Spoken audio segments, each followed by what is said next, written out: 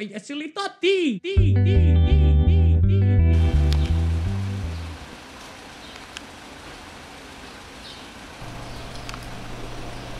Halo? Halo, gospodine, jel me čujete? Evo, samo da vas obavijestim, cura je stigla i čeka vani s momkom, pa mi samo dođete po njemu. Jel me čujete?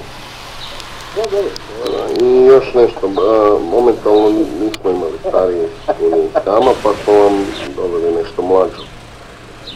Zove se Kata, ima 59 godina, 165, 78 kila, grudi, jača dvojka, izuzetno maljava, baš onako kako ste tražili, samo, evo, malo mlađo. U redu, ste pregovorili. Čekajte, je li to broj 095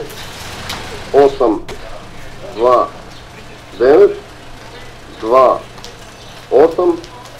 4 5? Nemam pojma.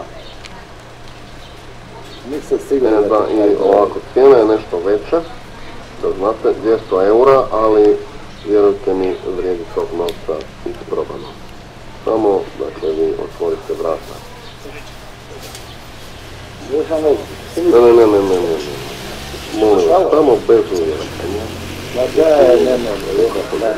eura, to za vas i da prvi put surađujemo i pa u redu. Jesmo se dogovorili? Šta? Nismo na plaći. Nema sad tu šta zbog cijene. Nećemo se cijeni.